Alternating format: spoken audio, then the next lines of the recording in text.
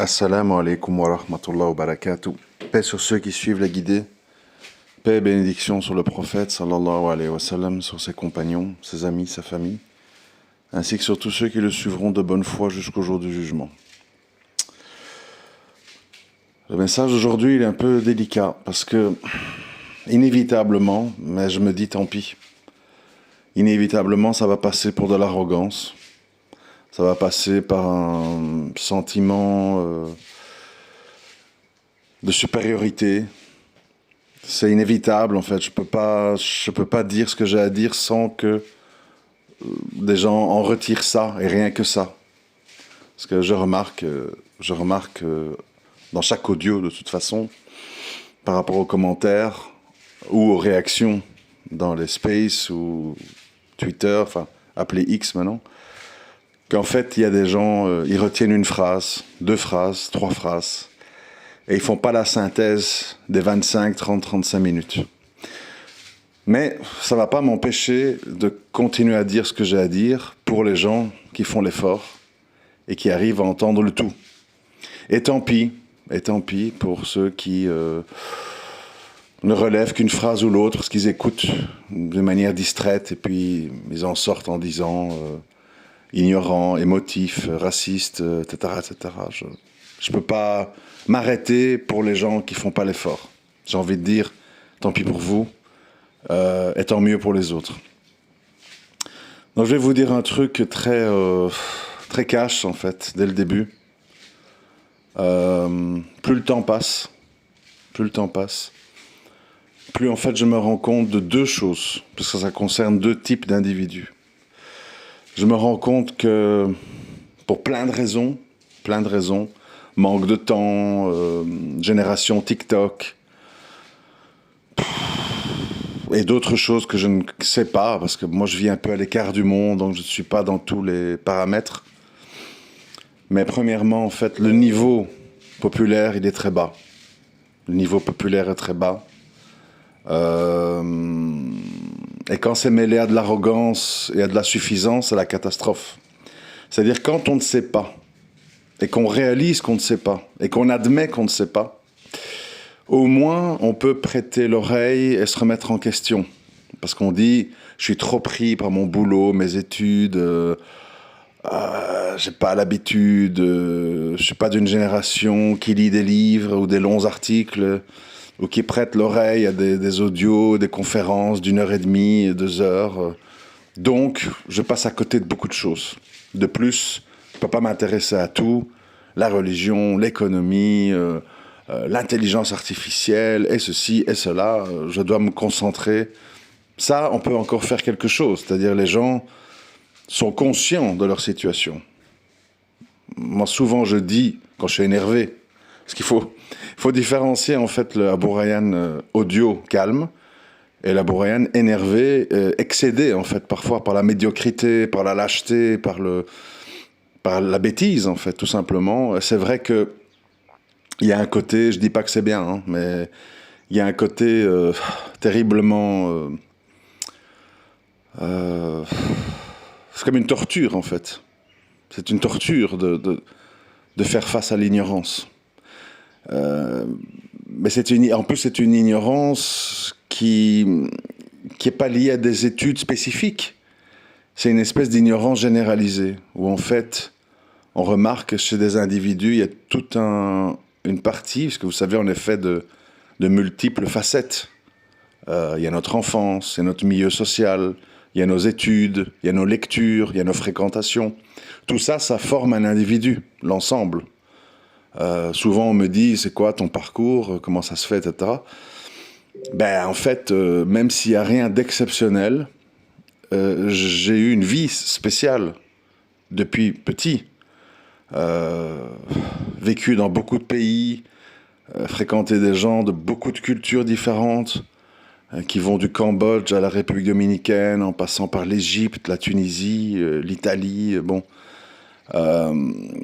Une vie familiale avec des gens dans ma famille, en l'occurrence mes grands-parents qui m'ont beaucoup tiré vers le haut par rapport à mon âge. Ils m'amenaient dans des musées, ils m'amenaient à des conférences, Il me parlait de sujets scientifiques quand j'avais 11, 12, 13 ans. Beaucoup de curiosité, très curieux. Je lis beaucoup, je lisais beaucoup, je lis beaucoup. Je voyais des films, j'essaye d'en tirer la morale, le message. C'est un ensemble de choses qui forment un individu. Je fréquentais toutes sortes de gens, toutes sortes de religions ou de tendances dans la même religion.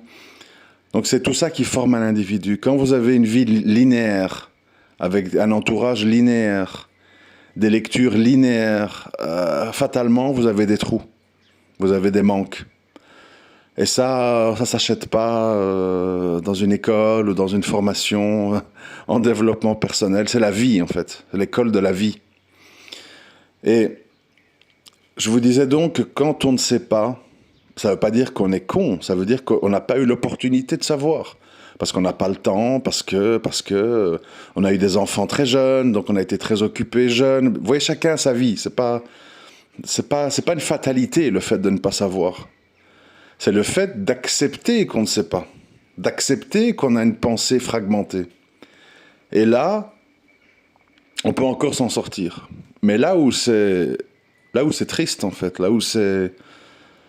je ne sais pas quel mot employer, révoltant, attristant, décourageant, c'est quand, en fait, l'ignorance devient une sorte de trophée qu'on brandit avec orgueil et dans lequel, en fait, on repousse celui qui veut te tirer vers le haut. Là, c'est la catastrophe, en fait.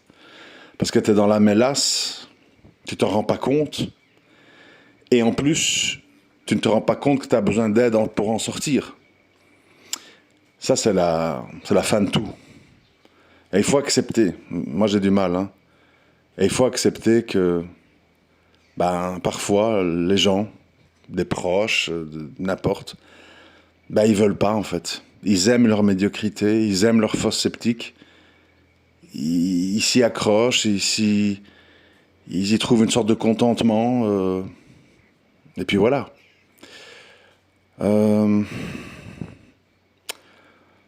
Ensuite, ça c'est pour la masse populaire, on va dire.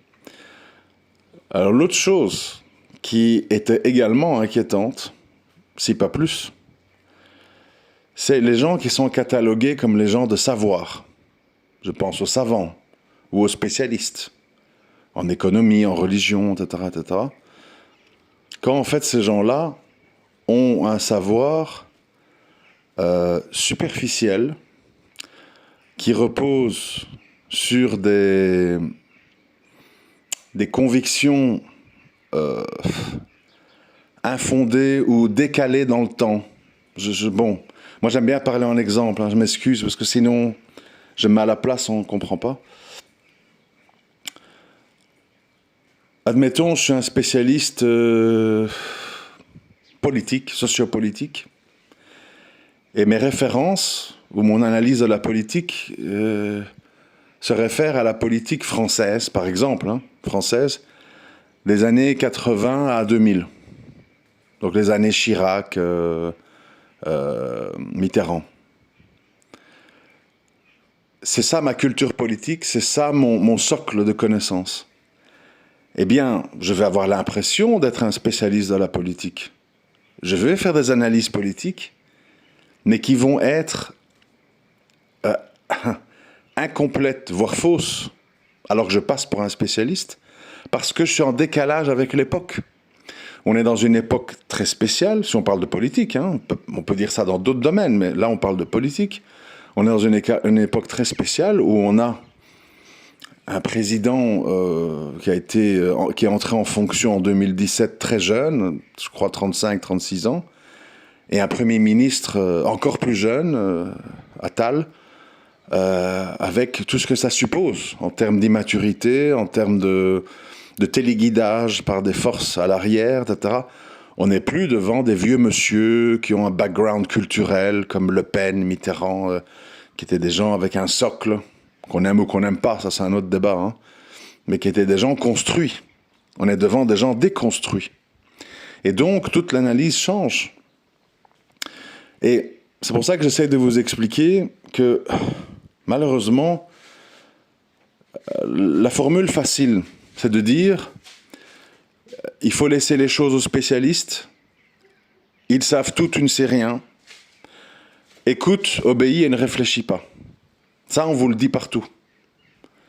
Et ça, c'est quelque chose qui est d'une paresse intellectuelle ignoble. Je suis d'accord qu'on ne peut pas tout connaître. Je suis d'accord qu'il y a des spécialistes ou des pseudo-spécialistes. Ou des pseudo-spécialistes. Je vous ai souvent parlé de ces savants qui s'avancent en faisant des fatwas sur des thèmes et des questions qui les dépassent.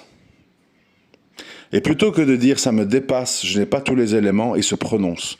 Ils se prononcent sur le vote dans un système démocratique sans analyser qui sont les protagonistes, quel est leur background, quel est leur programme électoral.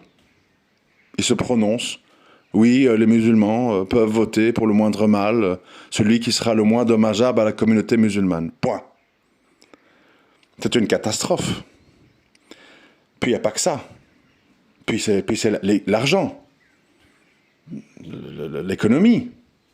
Souvent je cite l'exemple, mais qui est un exemple. Les gens croient que parce que je dis ça, parce que je suis un fan. Je rappelle que moi je n'ai jamais acheté de crypto-monnaie, je n'ai pas de bitcoin. Donc je le prends comme exemple, ce n'est pas un truc personnel. En 2010, vous auriez demandé à un savant, je garde mes économies en livres turcs, ou j'achète de l'or, ou j'achète du bitcoin. Les gens, ils vont vous dire, oui, mais avec l'argent, tu peux acheter, revendre des commerces. On ne peut pas faire ça avec de l'or et du bitcoin. C'est reconnu par l'État. Il y a une sorte de garantie. Garde tes économies en livres turcs et fais du commerce. Et 10 ans après, la livre turque a dévalué 10 fois par rapport à l'or ou au bitcoin. Donc vous voyez, il faut faire attention. Je sais que je me répète, je ne veux pas faire le vieux gâteux, mais comme dans tous les domaines, les conseilleurs, ce n'est pas les payeurs. Idem dans les questions de mariage. Combien de gens envoient des questions à des savants? Voilà, chère, ma femme, elle a enlevé le voile, tchic-tchac, hein, puis boum, boum, une fatwa. Attention, le contexte. Quelle est la version de la femme? Quelles sont les belles familles? Pourquoi l'homme il dit ça? Est-ce que c'est pas parce qu'il veut changer de femme et cherche une excuse pour jeter la première, et donc il la dépeint sous un visage noir?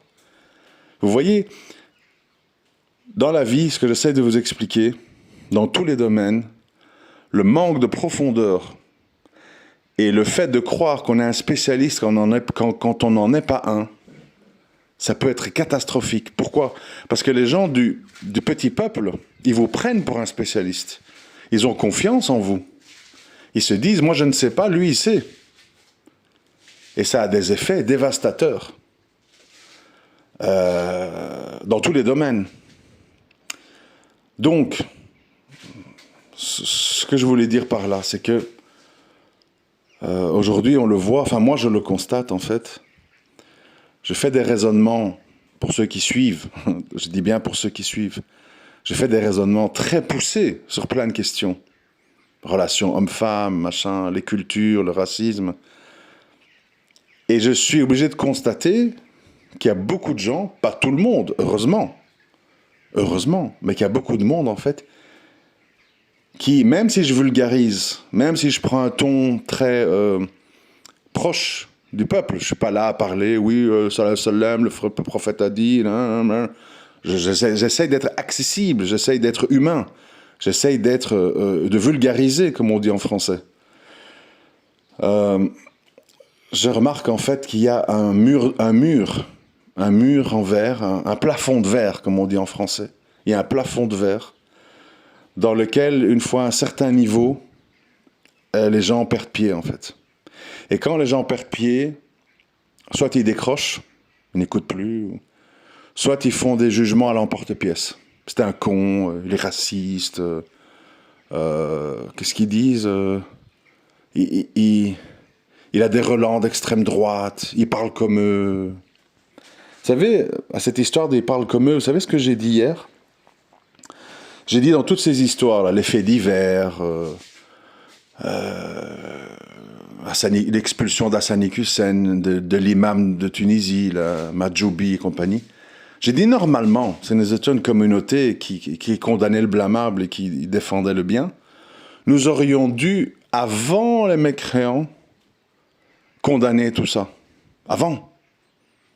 Mais comme on le fait pas, ou on le fait après, on dit, ah ben tu dis comme l'extrême droite. Ben oui, parce qu'on n'a pas réagi avant. Le jour, écoutez-moi bien, le jour où, du haut de son arabe, de son doctorat en histoire, je m'en fous, le jour où Hassani Hussein a ricané en disant, si tu habites à 1 heure de ton boulot, tu peux faire riba pour acheter une maison pas loin. Le jour où il a ricané et il a dit « Ne viens pas polluer ma moquette, je préfère que tu payes, que tu viennes, etc. » Les gens devaient vider sa mosquée. Les gens ne devaient plus aller à ses conférences. Ah ben, tout le monde s'est tu. Tout le monde s'est tu.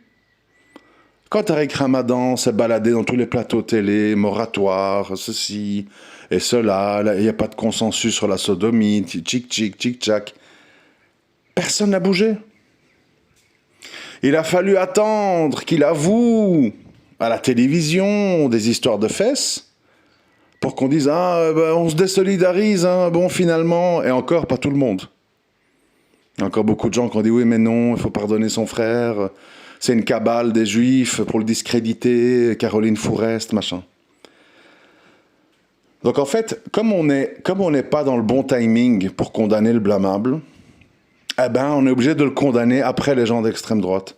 Et donc, on va dire, quand le musulman fait son boulot, ouais, mais attends, on va pas le faire parce qu'on va ressembler aux gens, à ce que disent les gens d'extrême droite. Vous voyez le raisonnement comme il est biaisé. C'est-à-dire qu'au lieu de dire, on aurait dû réagir avant, pour éviter ce que l'extrême droite trouve des leviers pour nous humilier, ben on attend qu'ils le font, et puis soit on le fait comme eux après, soit on le fait pas du tout. Parce qu'on a peur de leur ressembler. Vous voyez, c'est des sujets qui sont beaucoup plus compliqués que ce qu'on veut bien dire. Là, il parle comme un gars d'extrême droite. Ben, le blâmable, c'est le blâmable. À un moment donné, on ne va pas s'interdire de condamner le blâmable parce que ça fait le jeu de X, Y, Z. Le blâmable, c'est le blâmable. Qu'est-ce que vous voulez que je vous dise, moi? À un moment donné, tu ne peux pas commencer à tomber dans l'hypocrisie parce que tu te dis ça va servir la gauche, ça va servir la droite. Voilà, à un moment donné, il faut dire ce qui est. Et si tu ne le fais pas, ben, Allah Azawajal, il va utiliser des gens mécréants pour faire le boulot à ta place. Parce que ça fait bien longtemps qu'il fallait, par exemple, qu'Hassani Hussein s'arrête. Et ces appels au vote, si tu ne vas pas voter, tu as trahi la Oumma, etc. Parce qu'il y a une différence entre dire, vous savez, très important les nuances, vous voyez. Il y a une différence entre dire, bon, ouais, le vote, c'est douteux. Maintenant, pour ceux qui sont dans une extrême contrainte et qui pensent dans leur cœur que peut-être, bon, ça c'est une chose avec laquelle je ne suis pas d'accord, mais c'est une façon de présenter. Mais dire avec arrogance, allez voter, organisez-vous en lobby, soyez des vrais ragels comme la communauté gay, si vous n'allez pas voter, vous aurez trahi la Oumma. Ça c'est autre chose, hein. C'est pas la même chose, hein. Donc une même prise de position peut être jugée différemment. Ce week-end, il y a eu un conflit dans l'espace. Un conflit, pourquoi? Parce que on est à une époque où c'est très difficile de dire la vérité aux gens. Les gens veulent être dans un mensonge convenu, un mensonge apaisant, pour pas dire hypocrite. Qu'est-ce que j'ai dit? Je le redis ici. Quand je vois et qu'à l'époque des Sahaba, que les hommes, quand ils partaient en faire du commerce ou en razawat, etc., ils ont demandé avec insistance d'avoir le droit au mariage temporaire. Ça leur a été refusé. Mais ils ont demandé, parce qu'ils avaient du mal à rester sans femme. Quand je vois les questionnements des femmes qui disaient après combien de mois sans notre mari, on peut se considérer divorcé. Et Omar ibn Khattab avait donné un certain nombre de mois, je ne sais plus par cœur, hein, je crois que c'était entre 3 et 6 mois, mais je n'ai pas le... Bref, moins d'un an. Et puis je vois ce à quoi nous appelle Allah Azawajal. Baissez les yeux, couvrez-vous vos formes, vos cheveux, etc., vos poitrines.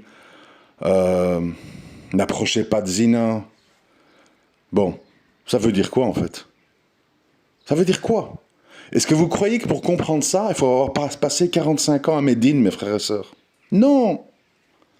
Il faut un minimum de bon sens. Mais ce bon sens n'existe même plus. Ça veut dire quoi? Ça veut dire, Allah il a fait pour que les humains se reproduisent. Il a fait qu'il y a une attirance entre l'homme et les femmes. D'accord?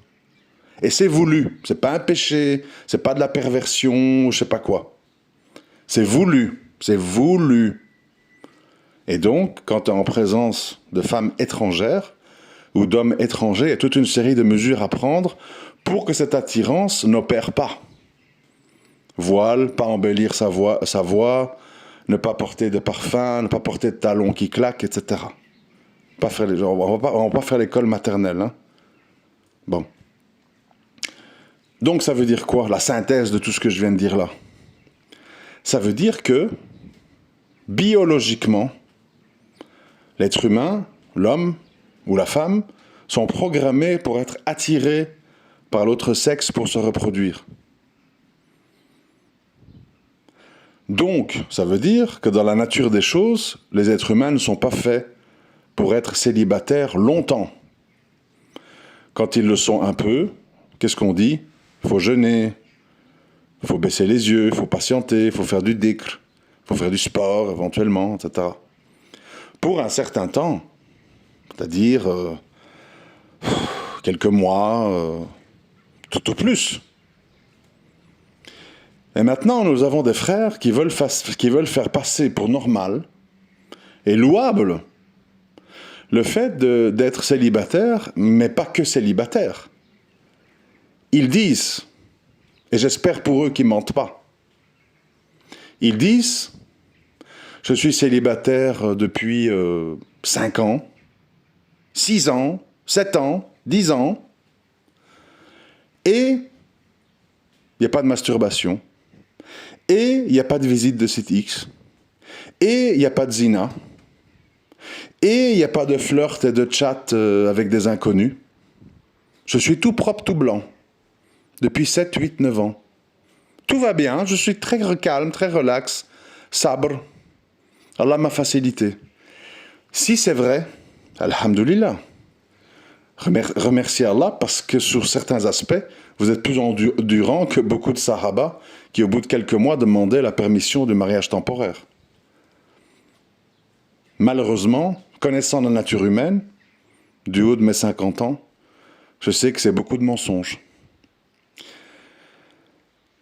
Et comme je sais que c'est des mensonges, je suis obligé de dire, comme je l'ai dit dans mon audio sur la mixité précédent, que malheureusement, à force d'être exigeant, à force d'avoir peur du mariage, à force de couper les cheveux en 4, elle est trop grosse, elle est trop brune, elle est ceci, elle est cela, elle n'est plus vierge.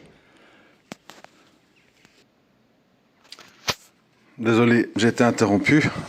Les aléas de la vie. Bon, je sais plus trop ce que je disais, mais c'est pas grave. Donc, à un moment donné, il faut faire attention parce que on peut se mentir à soi-même. Ça, on peut le faire. Tout le monde peut se mentir à soi-même, s'inventer des histoires. Je suis une espèce de saint. Le monde ne me touche pas. Je ne suis pas tenté par l'argent. Je ne suis pas tenté par les femmes. Je vais partir m'installer à l'étranger avec 1000 euros en poche. On peut se raconter des histoires. Ça, c'est pas grave. Comme on dit, ça mange pas de pain. Le problème, c'est quand on en fait une sorte de mantra et qu'on commence à propager ça comme étant la normale, comme étant quelque chose de louable. Non. L'islam est une religion de groupe, n'est pas une religion d'individu.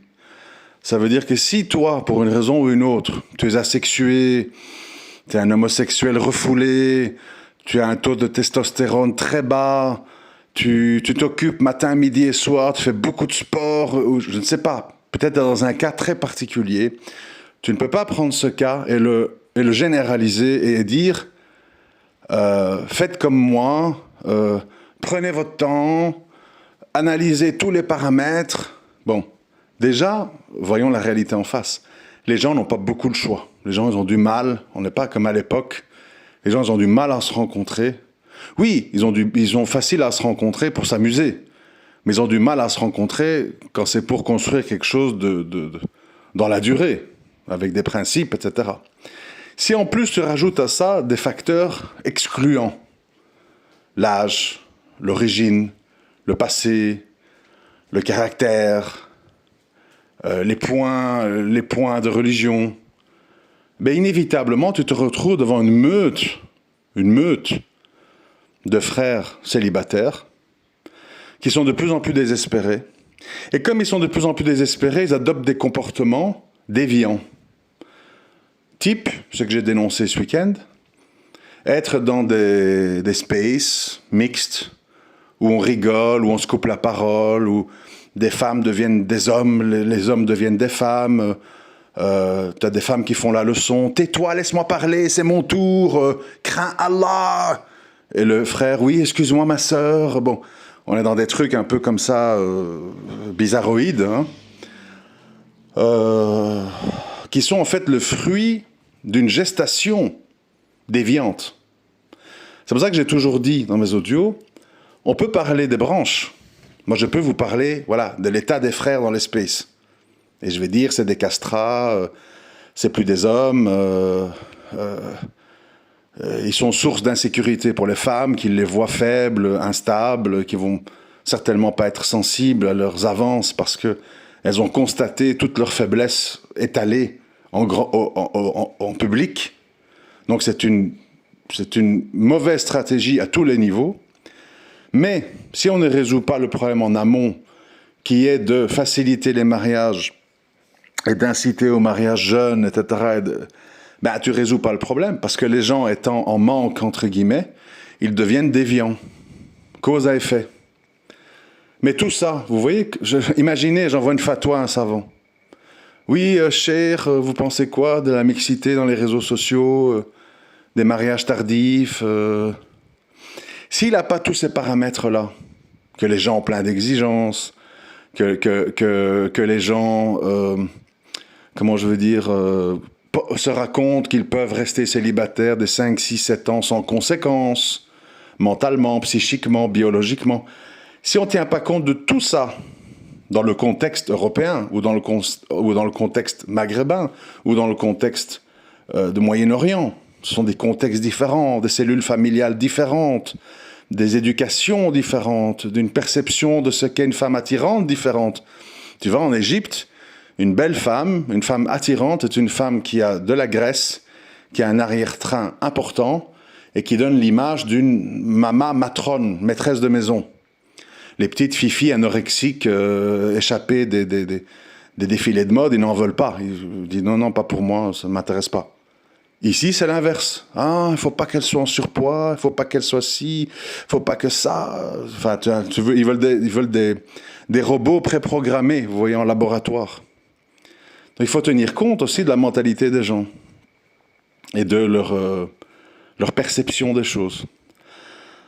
Tout ça pour dire que, parce que là, on parle de la mixité, et puis il y a tous les autres sujets, j'en ai parlé plus tôt, et l'économie, et ceci, et cela, bon. Il faut comprendre qu'à notre époque, les gens sont très divers et variés. Il faut comprendre que les gens se racontent des histoires. Je vais faire la hijra avec 1000 € en poche. Dans ces salons, on entend même des jeunes frères, même pas mariés, avec une femme. Oui, mais alors la polygamie, la troisième, le logement, elle doit être dans le même logement, dans un autre logement. On a l'impression de rêver, en fait. Et eux ne réalisent pas qu'ils sont dans un monde parallèle. Ils ne réalisent pas qu'ils se racontent des histoires. Et si vous venez avec un discours ultra pragmatique, ouais, pour qui tu te prends, c'est quoi ta tasquilla, vous voyez? En plus, tu as donc l'ignorant qui rêve, qui refuse l'aide du réaliste âgé qui a du vécu. Et donc là, on est dans l'histoire du noyé. Tu ne peux pas sortir le noyé de l'eau. Sinon, il t'entraîne avec lui dans l'eau. Donc à un moment donné, quand les gens sont arrogants, orgueilleux, ignorants, imbus de leur personne et ne réalisent pas leur état, tu dois malheureusement les laisser livrer à eux-mêmes et laisser Allah les éduquer à la manière dure.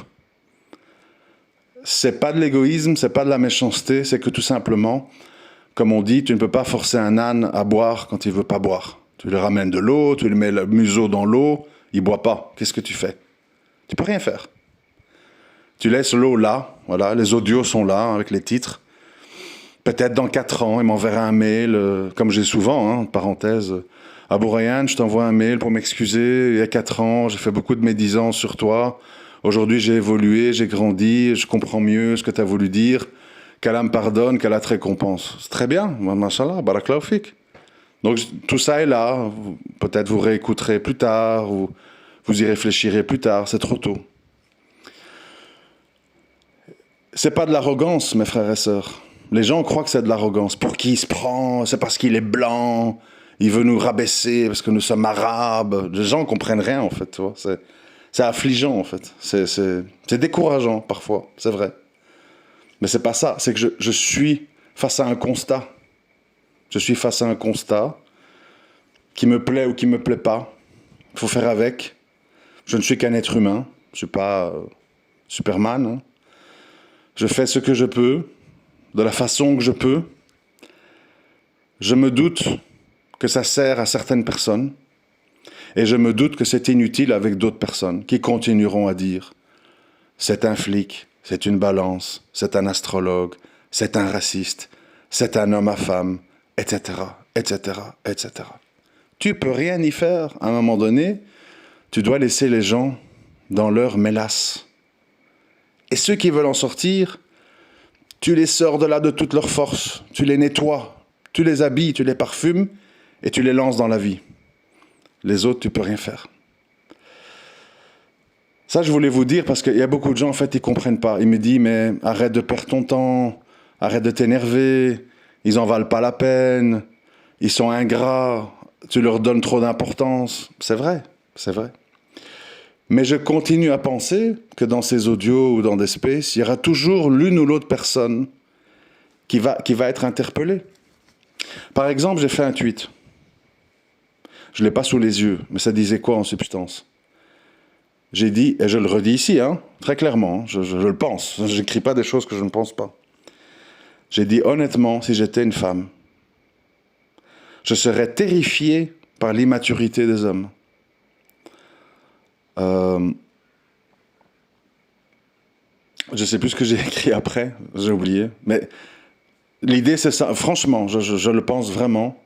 Je pense que les frères qui m'écoutent et qui ont une bonne opinion de moi, voilà, j'espère qu'il y en a, vous devez comprendre une chose, les frères. Il faut s'arrêter de parler. Il faut s'arrêter d'être exigeant.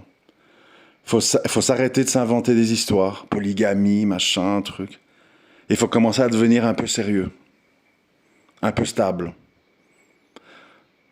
Vous voulez construire un mariage fisabilillah? Allez-vous être stable? Allez-vous sécuriser votre femme? Allez-vous lui être fidèle? Allez-vous l'aider avec les enfants? Allez-vous fermer les yeux sur certains de ses défauts? La plupart de vos futures femmes sont des femmes d'Occident. Ou des femmes de la modernité. On sait ce que ça veut dire. Nous-mêmes, nous sommes issus de là, on l'oublie. Donc, au lieu de jacasser sur toutes ces histoires à la légère, posez-vous certaines questions. Qui suis-je? Qu'est-ce que j'ai à offrir? Est-ce que l'image que je dégage est rassurante pour une femme? Parce que sinon, dire ouais, les femmes, c'est la loi de Pareto, il y a 20% des hommes qui attirent 80% des femmes, elles veulent du fric, elles sont vénales, elles sont perverses, il n'y a pas chez moi Nutella, Ikea, c'est bon. Vous pouvez dire ça pour vous défouler, pour penser que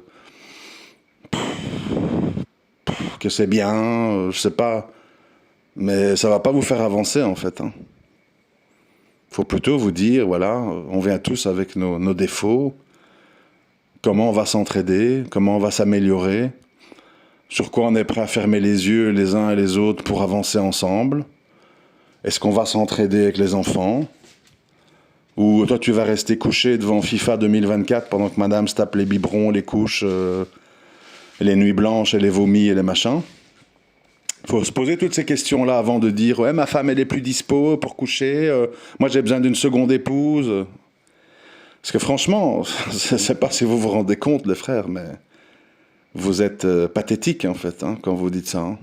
C'est triste, c'est immature. Et vous pensez faire les religieux « Oui, mais la polygamie légiférée, Cheikh a dit que... » Ouais, mais attends, t'es légiféré, toi, dans ta vie? Ta vie, elle est légiférée. Ton caractère, il est légiféré. Ta façon de parler, elle est légiférée. La ilaha illallah. Il y a beaucoup de travail, hein. Il y a beaucoup de travail devant nous. Moi, je continuerai, Inch'Allah, tant qu'Allah me prête vie à faire et à dire ce que j'ai à faire, ce que j'ai à dire. Il y aura toujours des gens pour cracher dans la soupe, pour prêter des mauvaises intentions, pour accuser de plein de choses. C'est dans leurs livres, finalement, ça m'est égal. Voir, c'est bien, des hasanat pour compenser mes péchés, bon, pourquoi pas. Pour les autres, ben, sachez que voilà, je fais de mon mieux pour essayer de vous amener dans l'hyper-réalisme, pour vous écarter des rêves, des utopies et des pertes de temps dans tous les domaines. Et ben, toujours, la formule, elle est simple. Vous en retirez quelque chose, marhaba, écoutez, je suis là. Ça vous pompe l'air, vous pensez que je suis un con, un gars inintéressant, acculturé, raciste, je ne sais quoi. N'écoutez plus. Qu'est-ce que vous voulez que je vous dise? À un moment donné, ça se résume à ça. Hein.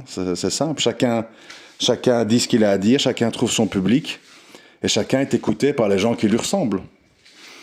Et ne vous humiliez pas en public en étalant en fait votre ignorance et votre incapacité à comprendre des discours qui vont plus loin que 1 + 1 = 2 ou que la pluie mouille.